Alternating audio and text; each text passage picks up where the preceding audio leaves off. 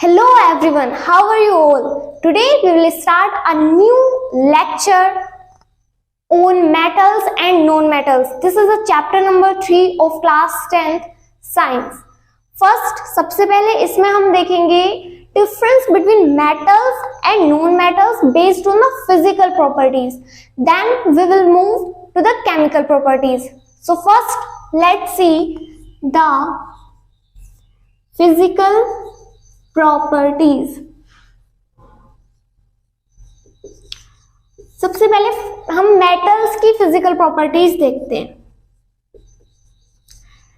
Metals name आते ही mind में क्या क्या एलिमेंट्स आने लगते हैं, जैसे कि sodium, magnesium, iron, aluminium, copper, silver, gold, lead etcetera.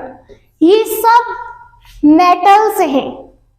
इनकी फिजिकल प्रॉपर्टीज देखें। सबसे पहले आता है लस्ट्रस। मेटल्स जो है उनका एक शाइनी सरफेस होता है, वो चमकते हैं। कभी गोल्ड सिल्वर आप देखे ही होंगे, उनका शाइनी सरफेस होता है। This is the property of a metal, they are lustrous, shiny surface. Second property ductility, बहुत इंपॉर्टेंट प्रॉपर्टी है। डक्टिलिटी क्या होती है?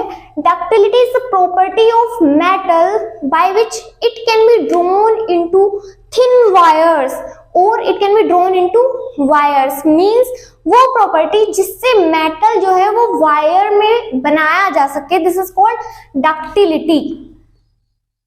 Gold is the most ductile metal. You will surprised to know that कि 1 gram gold से हम 2 kilometre की length तक का लंबा वायर बना सकते हैं।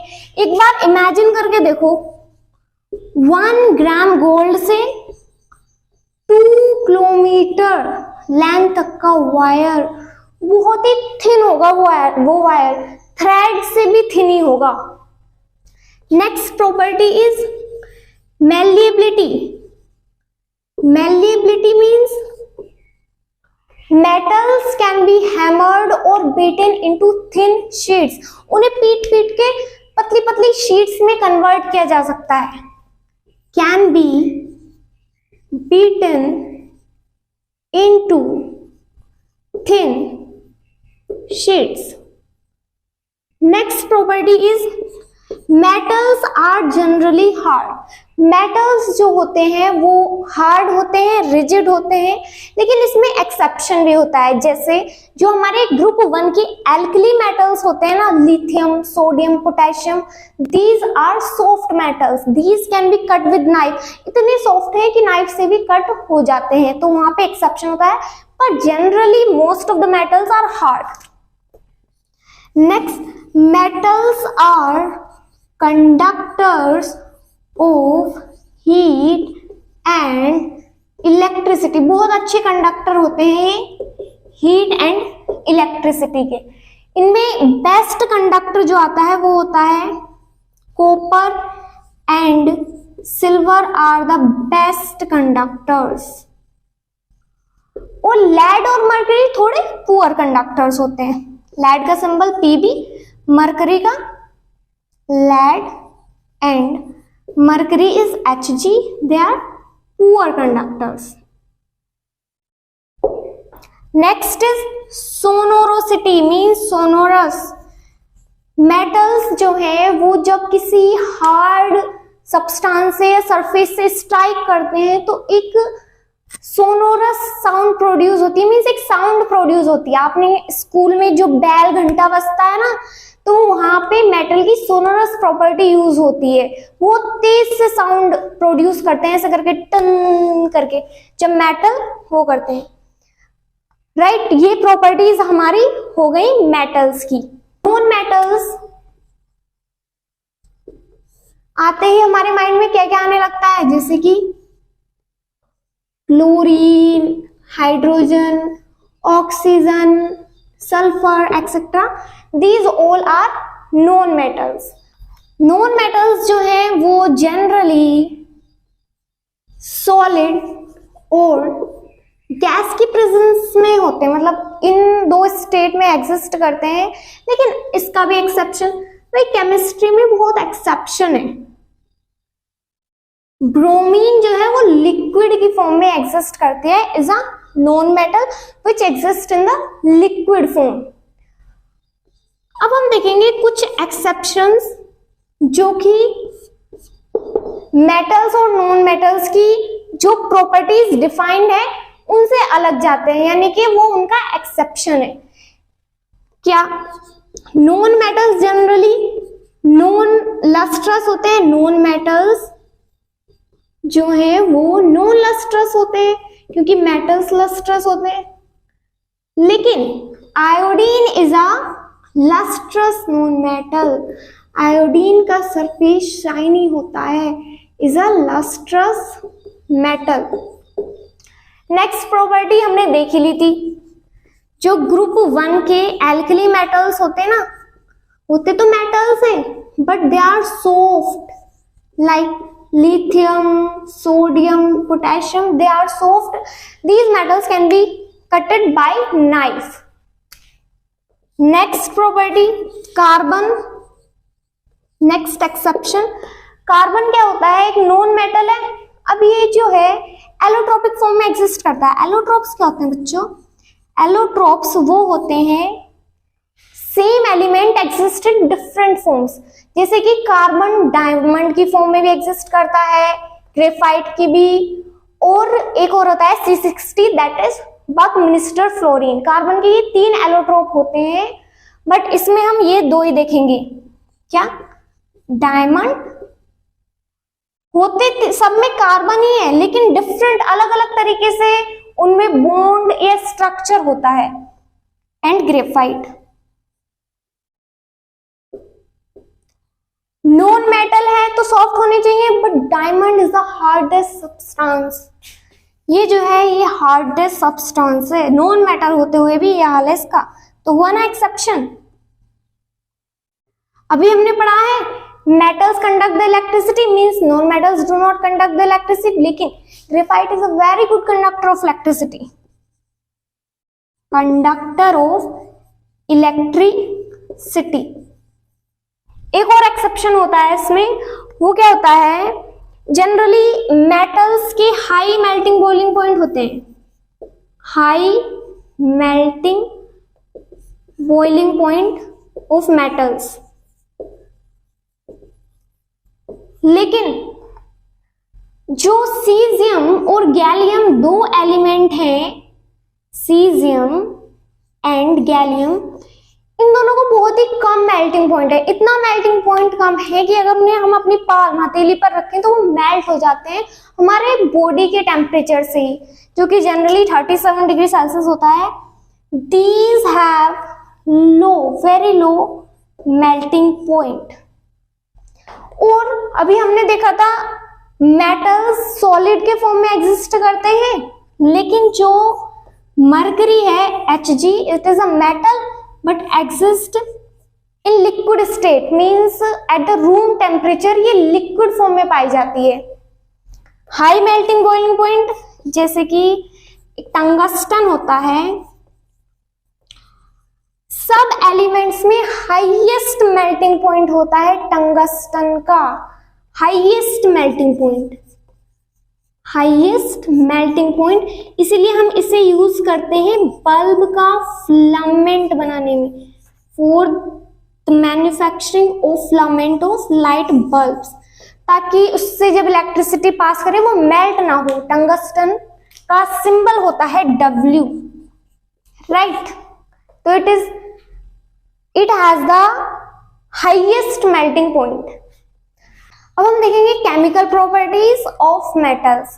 केमिकल प्रॉपर्टीज में सबसे पहले आता है, जो मेटल है वो ऑक्सीजन के साथ रिएक्ट करके ऑक्साइड बनाते हैं, मेटल ऑक्साइड, जैसे कि कॉपर प्लस ऑक्सीजन ने बनाई कॉपर ऑक्साइड। ये जो है ये ब्लैक कलर की हो जाती है ऑक्साइड, ब्लैक। और एग्जांपल देखिए, एल्यूमिनियम ऑक्सीजन से रिएक्ट करके क्या बनाएगा, एल्यूमिनियम प्लस ऑक्सीजन, ये भी ऑक्साइड बनाएगा Al2O3। बैलेंसिंग करेंगे, पहले यहाँ पे 2 करते हैं, 3 2 जा 6, 3 2 जा 6, एल्यूमिनियम इज 4, तो यहाँ पे भी आ जाएगा क्या, 4।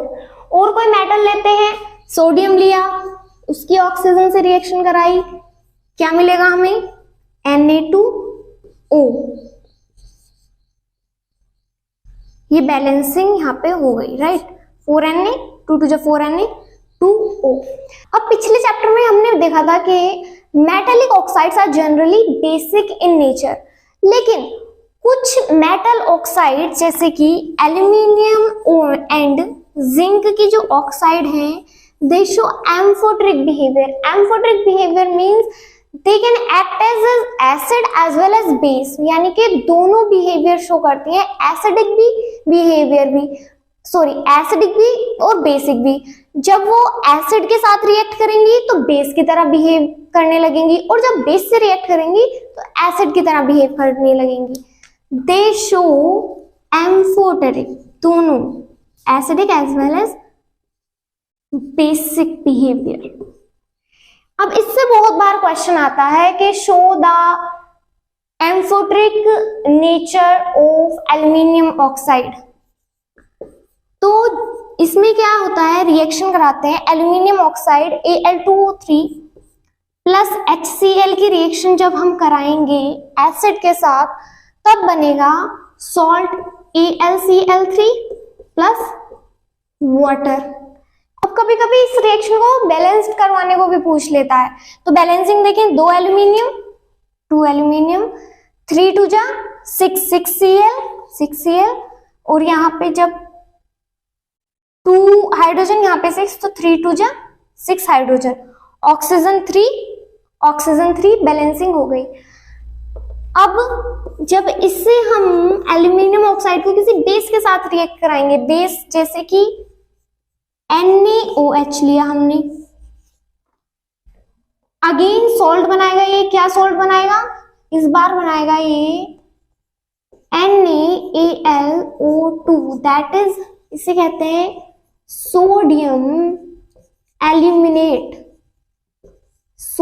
Aluminate plus water. फिर से बैलेंसिंग, 2 एल्यूमिनियम 2 सोडियम हो गए, 2 सोडियम, हाइड्रोजन कितने हो गए, 2 और ऑक्सीजन 3 4 5, 2 2 4 5, बैलेंसिंग हो गई, राइट। तो ये रिएक्शन बहुत मोस्ट इंपॉर्टेंट है, इनसे क्वेश्चन आ जाता है बैलेंसिंग के ऊपर भी और एम्फोटेरिक बिहेवियर के ऊपर भी। मोस्ट ऑफ द जो मेटल की ऑक्साइड्स हैं वो इनसॉल्युबल होती हैं वाटर में, लेकिन कुछ जो सॉल्युबल होती हैं वो वाटर से रिएक्ट करके क्या बना देती हैं, हाइड्रोक्साइड्स। जैसे कि हमने ऑक्साइड ली Na2O, मेटल ऑक्साइड, ये वाटर में सॉल्युबल है, प्लस H2O, इसने बनाया NaOH, हाइड्रोक्साइड बना दी। ऐसे ही K2O plus H2O will give KOH। ये रिएक्शन बहुत ही हाईली एक्सोथर्मिक है, बहुत तेजी से हो जाती है, because sodium and potassium are highly reactive metals, बहुत ज्यादा रिएक्टिव एलिमेंट्स हैं। इतने रिएक्टिव एलिमेंट्स हैं कि सोडियम और पोटेशियम को एयर में भी नहीं रख सकते, मींस वो एयर में प्रेजेंट, हमारे एटमॉस्फेयर में प्रेजेंट ऑक्सीजन से रिएक्ट करके रिएक्शन कर लेते हैं and they may cause fire. तो इसीलिए they are kept in kerosene oil because they are very reactive. So to prevent accidental fire, they are kept in the kerosene oil. ये तो बहुत ज्यादा रिएक्टिव होते हैं। कुछ जो मेटल्स होते हैं वो थोड़े कम रिएक्टिव होते हैं, जैसे कि एल्यूमिनियम, जिंक, लेड वगैरह जो हैं, ये एक थिन लेयर डेवलप कर लेते हैं अपनी सरफेस पर, मींस एटमॉस्फेयर में रखे हैं तो एटमॉस्फेयर में प्रेजेंट ऑक्सीजन से ये रिएक्ट करेंगे और develops a oxide layer on their surface. अब क्वेश्चन एक बार पूछा गया था कि why aluminium is used to make the utensils. Means aluminium जो है वो एक रिएक्टिव मेटल है, रिएक्ट कर लेता है, फिर भी यूटेंसिल्स के लिए क्यों यूज करते हैं? पहली बात तो ये अच्छा कंडक्टर ऑफ इलेक्ट्रिक मतलब हीट है या इलेक्ट्रिसिटी, तो फूड जल्दी कुक हो जाता है। दूसरी बात, ये ऑक्साइड लेयर बना लेता है एटमॉस्फेयर में प्रेजेंट ऑक्सीजन से। अब ये ऑक्साइड लेयर जो है वो एक्ट करती है एज अ प्रोटेक्टिव लेयर, जो कि फर्दर उसका कोरोजन होने से प्रिवेंट करती है। So that's why we use aluminium to make the utensils. ये हमने बहुत हाईली रिएक्टिव मेटल देख लिए, ये थोड़े कम मतलब मीडियम। कुछ तो ऐसे होते हैं बिल्कुल ब्रह्मचारी, उन्हें रिएक्ट ही नहीं करना, जैसे कि gold, silver, platinum. They do not react with the oxygen at all. Don't react, don't नहीं, डू नॉट, बात तो वही है वैसे। Do not react with oxygen at all, right? अभी तक केमिकल प्रॉपर्टीज में हमने देखा कि मेटल्स ऑक्सीजन से कैसे रिएक्ट करेंगे। अब हम देखेंगे metals reaction with water. Means water के साथ मेटल मिलके क्या देते हैं? पहले ये बनाते हैं मेटल ऑक्साइड। मेटल ऑक्साइड, अब जो मेटल ऑक्साइड बनी है ये फर्दर जो वाटर प्रेजेंट है, metal oxide plus water again मतलब मेटल ऑक्साइड अगेन वाटर से रिएक्ट करके बना लेती है मेटल हाइड्रोक्साइड। तो ये दो स्टेप में रिएक्शन होती है, पहले metal plus water metal oxide, and after ये मेटल ऑक्साइड फर्दर रिएक्ट करती है वाटर से to give the metal hydroxide. अगर हम इन दोनों रिएक्शंस को प्लस कर दें, प्लस कैसे करते हैं? जो रिएक्टेंट है उसमें रिएक्टेंट जोड़ दो, प्रोडक्ट में प्रोडक्ट, तो क्या होगा? इधर मेटल ऑक्साइड कॉमन है, मींस इधर प्रोडक्ट में इधर रिएक्टेंट में, तो ये कट जाएगा। मींस ओवरऑल हम रिएक्शन लिख सकते हैं शॉर्ट फॉर्म में। अगर हम सिंगल स्टेप में लिखना चाहें, metal plus water will give metal hydroxide, metal hydroxide plus hydrogen. यहाँ पे हाइड्रोजन भी होती है, राइट? एग्जाम्पल से देखेंगे। अब हम एग्जाम्पल से क्या देखेंगे? हमने एक ऑक्साइड ली, ऑक्साइड नहीं मेटल लेंगे, ये वाली रिएक्शन हमें अच्छे से ध्यान रखनी है। मींस ध्यान क्या, हमें समझ में आनी चाहिए। जैसे कि हमने लिया sodium metal plus water, it will form metal hydroxide NaOH plus hydrogen. Balancing देखें तो यहाँ पे 3 हाइड्रोजन है, यहाँ पे 2 है, तो अगर यहाँ पे 2 कर दें तो 2 2 जा 4, यहाँ पे 2 हो गया O2 Na, बैलेंसिंग हो गई। ऐसे ही एक और example, potassium plus water will give potassium hydroxide plus H2, balancing 2 3 again 2 करेंगे, 2 2 4, 2 2 जब 4, 2 के। ये रिएक्शन बहुत इंपॉर्टेंट है। इससे जब मैंने बोर्ड एग्जाम दिया था ना 2020 में, यही पूछी गई थी इक्वेशन, इन दोनों में से कोई सी एक थी। अब मेरे दिमाग में क्या आया, मैंने यहाँ पे हाइड्रोजन की जगह वाटर निकाल दिया, जिसकी वजह से मेरे मार्क्स कट गए, वरना मेरे 100 आते। इसकी वजह से मार्क्स कटने की वजह से मेरे 98 रह गए। थोड़ा सा एक क्वेश्चन बायो में भी शायद गलत हुआ था, राइट? तो इसे ध्यान रखेंगे, अच्छे से माइंड में फिक्स कर लेंगे, एकदम सेट कर लेंगे।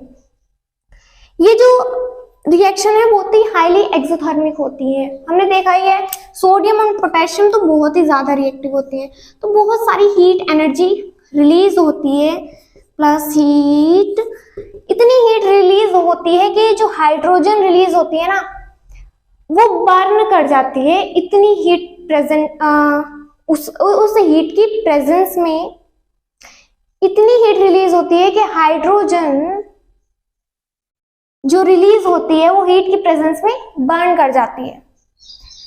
Reaction with calcium, reaction of water with calcium less vigorous होती है। मीन्स रिएक्ट तो कर लेता है पर इतनी तेजी से नहीं करता जितनी से ये करते हैं। Water will give calcium hydroxide plus hydrogen 2 to 4 to balanced. Magnesium जो है वो हॉट वाटर से रिएक्ट करती है। Magnesium react with hot water, वो कोल्ड वाटर से रिएक्ट नहीं करते। ये तो इतने रिएक्टिव है कि कोल्ड वाटर से भी रिएक्ट कर लेते हैं। कैल्शियम भी कोल्ड वाटर से रिएक्ट कर देता है। मैग्नीशियम हॉट वाटर से रिएक्ट करता है to form the magnesium hydroxide and hydrogen gas. एक चीज आती है इसमें, ये जो रिएक्शन होती है इसमें कैल्शियम ऊपर फ्लोट करने लग जाता है। क्यों करता है? क्योंकि यहाँ से जो हाइड्रोजन रिलीज हुई है वो मेटल मींस कैल्शियम के सरफेस के नीचे आ जाती है, तो हाइड्रोजन गैस हल्की होती है, ऊपर आना चाहेगी तो कैल्शियम को भी ऊपर ले जाएगी। That's why calcium floats, calcium floats FLOATS because hydrogen gas stick to its surface, right? ये देखा हमने किससे रिएक्ट कर ली, ये कोल्ड वाटर से ही कर लेता है, मैग्नीशियम हॉट वाटर से। कुछ मेटल्स ऐसे होते हैं ना हॉट से करते हैं ना कोल्ड से, वो करते हैं जो वाटर स्टीम की फॉर्म में प्रेजेंट होता है। जैसे कि हमारा आयरन हो गया, जिंक हो गया, एल्यूमिनियम हो गया। They react with aluminium, zinc, iron, react with steam. अब हम इनकी रिएक्शन देखेंगे। अभी इसे रफ कर देते हैं। ये चीजें अच्छे से नोट कर लेना, रिवाइज कर लेना, नोट्स में नोट डाउन कर लेना। पॉज करके भी नोट कर सकते हो वरना स्क्रीनशॉट भी ले सकते हो। ये वाली रिएक्शन इसे देखते हैं। मैग्नीशियम भी फ्लोट कर जाता है बच्चों, जैसे कैल्शियम देखा ना वैसे ही मैग्नीशियम भी फ्लोट करता है। वहां उस पे भी हाइड्रोजन बबल्स स्टिक हो जाते हैं उसके सरफेस पे। अब हम इसके रिएक्शन देखते हैं। क्या? एल्यूमिनियम प्लस वाटर, एल्यूमिनियम और आयरन की केस में ये बनाएगा ऑक्साइड, मेटल ऑक्साइड। अभी हमने जब कैल्शियम और कैल्शियम पोटेशियम सोडियम की रिएक्शन देखी थी वाटर के साथ, तो क्या बना था? Hydroxide plus hydrogen gas. इस केस में बनेगा oxide Al2O3 plus hydrogen gas. Balancing करेंगे, 3 ऑक्सीजन है यहाँ पे, 3 2 जा 6 हाइड्रोजन, 3 2 जा 6 एंड 2 एल्यूमिनियम। आयरन की देखिए बहुत इंपॉर्टेंट रिएक्शन है। एल्यूमिनियम, यहां से पता क्वेश्चन कैसे आता है? अभी बताती हूँ। हमें पता है यहाँ ऑक्साइड तो बनेगी, लेकिन कौन सी ऑक्साइड बनेगा? यहाँ पे बनेगा Fe3O4 प्लस H2। एक बार पता क्वेश्चन कैसे पूछ लिया बोर्ड ने कि iron react with water to give, नीचे 4 ऑप्शन दे दिए, FeO, Fe2O3, मतलब आयरन की बहुत सारी ऑक्साइड दे दी थी, ऑक्साइड सारी, लेकिन अलग अलग फॉर्मूला थे। तो ये अच्छे से ध्यान रखेंगे क्या बनता है? Fe3O4। अभी इसकी बैलेंसिंग देखते हैं हम। 3Fe H2O, 4 हाइड्रोजन है, 4 ऑक्सीजन है, सॉरी, तो 4 ऑक्सीजन, 4 2 जा 8, 4 2 जा 8। ध्यान रखेंगे क्या बनेगा? Fe3O4। ये रिएक्शन देख ली हमने स्टीम के साथ। फिर से कुछ ब्रह्मचारी मेटल आएंगे जैसे लैड, कॉपर, सिल्वर, गोल्ड। ये वाटर, ये कहेंगे भाई तुम चाहे कोल्ड वाटर ले लो, हॉट वाटर ले लो, स्टीम ले लो, कुछ भी कर लो, हमें तो रिएक्ट ही नहीं करना। They do not react at all, नहीं करते रिएक्शन। ये जो स्टीम वाली है ना रिएक्शन, इसका कभी कभी लॉन्ग क्वेश्चन में डायग्राम पूछ लेता है कि illustrate the action of steam on metal या फिर आयरन या फिर एल्यूमिनियम। तो इसका डायग्राम देखेंगे अभी हम। डायग्राम ध्यान से देखेंगे। क्या ये हमने पहले एक स्टैंड ले लिया, मतलब एक बेसिक आइडिया दे रही हूँ डायग्राम का, अच्छे से आप बनाना, बुक से देख ही लेना। ये लेके हमने एक ली टेस्ट ट्यूब। टेस्ट ट्यूब कैसे लेंगे हम? ऐसे करके लेंगे टेस्ट ट्यूब। यहां पे हम देंगे एक बर्नर जो जलाएगा आग, राइट? ये हो गया बर्नर। ये टेस्ट ट्यूब ली, इसका माउथ स्टॉप कोट से बंद है। यहां से एक पाइप ले गए हैं हम, थोड़ा छोटा करते हैं पाइप। ये पाइप गया, ये पाइप गया, बन जावे सीधा सीधा बना। सॉरी। अब इसे किसी सोप वाले में ले जाओ, मीन्स हाइड्रोजन गैस निकलेगी ना, वो चेक करना है। चाहे इसके ऊपर ऐसे ही टेस्ट ट्यूब लगा दो। क्या लेना है? यहाँ पे हमें एक वाटर सोक्ड वूल लेनी है, यानी कि भीगी हुई वूल। अब जब नीचे से जब इस पे हीट आएगी तो इसमें जो वाटर प्रेजेंट है वो स्टीम की फॉर्म में एवोपोरेट होना शुरू होगा। यहाँ पे जाएगा, यहाँ पे कहीं ले लिया हमने मेटल सैंपल। जो हमें देखना है कि मेटल कैसे रिएक्ट करेगा, वो हमने मेटल ले लिया, मेटल सैंपल।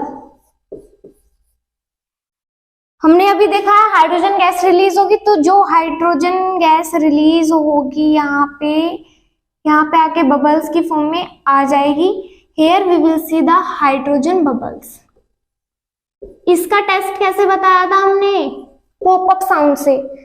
यहाँ पे सोप सॉल्यूशन लेंगे तो सोप सॉल्यूशन, सोप के जो बबल्स बनेंगे उनके अंदर हाइड्रोजन होगी। उसके पास कैंडल लाएंगे बर्न होती हुई, तो वो एकदम पट होके बजेगी, मीन्स पॉपअप साउंड देगी वो। These are the bubbles of the hydrogen. तो this is the diagram of that illustrate action of stain on metal.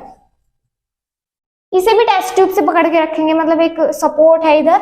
आप एनसीईआरटी में डायग्राम देख लेना, बेसिक आइडिया ये हो गया होगा। अब हम देखते हैं इसकी लास्ट केमिकल प्रॉपर्टी जो है reaction of metal with acid. ये तो हम बहुत बार पढ़ चुके हैं। मेटल एसिड के साथ रिएक्ट करके हाइड्रोजन गैस रिलीज करेगा और सॉल्ट बनाएगा।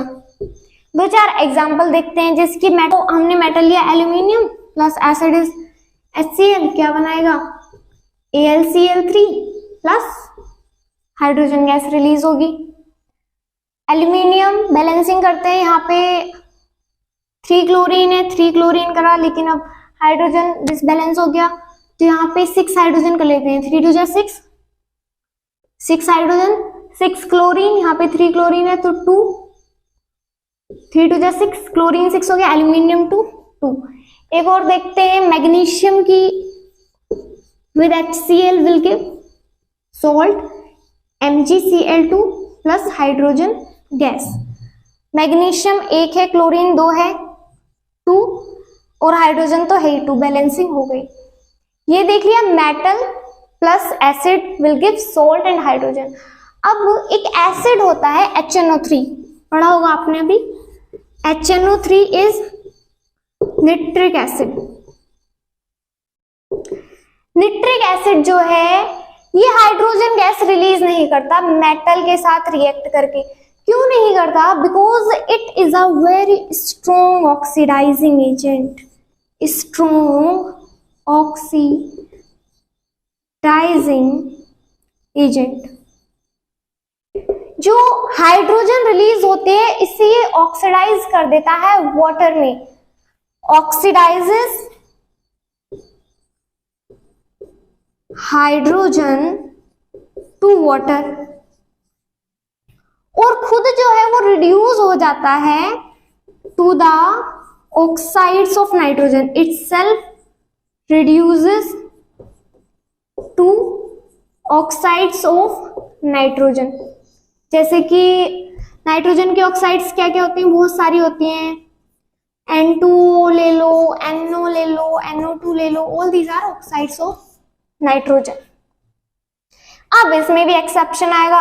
अभी हमने क्या पढ़ा, अभी हमने देखा कि कोई भी मेटल अगर HNO3 से रिएक्ट करता है तो हाइड्रोजन रिलीज नहीं करता, लेकिन अगर मेटल मैग्नीशियम या फिर मैग्नीज में से एक है तो हाइड्रोजन रिलीज हो जाएगी, release hydrogen even reacting with the nitric acid. अब एक इंफॉर्मेशन दी हुई है एनसीईआरटी में about the aqua regia. Aqua regia क्या होता है? Aqua regia means royal water. ये एक मिक्सचर होता है दो एसिड का, कौन कौन से? HCl एंड HNO3 का in 3:1 ratio.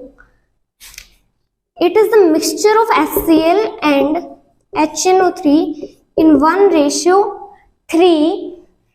जो इनर्ट मेटल्स है ना, मीन्स जो बहुत ही कम रिएक्टिविटी है या ऑलमोस्ट नो रिएक्टिव होते हैं, जैसे कि गोल्ड, प्लैटिनम, ये जो है एक्वा रेगिया में डिसॉल्व हो जाते हैं, राइट? एक्वा रेगिया में डिसॉल्व हो जाते हैं। जब भी हम गोल्ड स्मिथ के पास जाते हैं या ज्वेलरी एक्सचेंज कराने जाते हैं तो वो जो गोल्ड होता है वो एक्वा रेगिया में डालता है, फिर उसका वेट जो है वो मेजर करता है। क्यों? जो भी इम्प्योरिटी वगैरह है वो सॉल्युबल हो जाती है एक्वा रेगिया में, राइट? This is done. अब एक लास्ट छोटा सा टॉपिक बचता है जो कि है रिएक्टिविटी सीरीज। रिएक्टिविटी सीरीज को डिटेल में जो है वो हम नेक्स्ट लेक्चर में कवर करेंगे, बट उसका छोटा सा ओवरव्यू देखते हैं। अभी जो हमने रिएक्शन देखी थी ना ऑक्सीजन वाटर वगैरह के साथ, तो उसमें जो है सबसे ज्यादा पहले रिएक्ट करता है, मींस मैग्नीशियम ज्यादा तेजी से रिएक्ट करता है, फिर जिंक, फिर आयरन, फिर कॉपर। कॉपर जो है वो बहुत ही लेस रिएक्टिव मेटल है। कॉपर इतना लेस रिएक्टिव मेटल है कि कॉपर की अगर HCl से रिएक्शन कराओगे ना तो कोई रिएक्शन ही नहीं होगी। क्यों नहीं होगी वो हम नेक्स्ट लेक्चर में देखेंगे, क्योंकि कॉपर जो है वो हाइड्रोजन के भी नीचे आता है रिएक्टिविटी सीरीज में। कोई रिएक्शन नहीं होगी तो कोई ना तो इसमें नो टेम्परेचर चेंज, कोई टेम्परेचर चेंज भी नहीं होगा, कोई हाइड्रोजन गैस के बबल्स भी नहीं फॉर्म होंगे, no bubbles. So copper do not react with acid, right? तो ये सब चीजें हमने देख ली लेक्चर नंबर 1 में। अगले लेक्चर में हम रिएक्टिविटी सीरीज के बारे में डिटेल में देखेंगे और extraction of metals, right? So till then keep studying, bye bye, take care.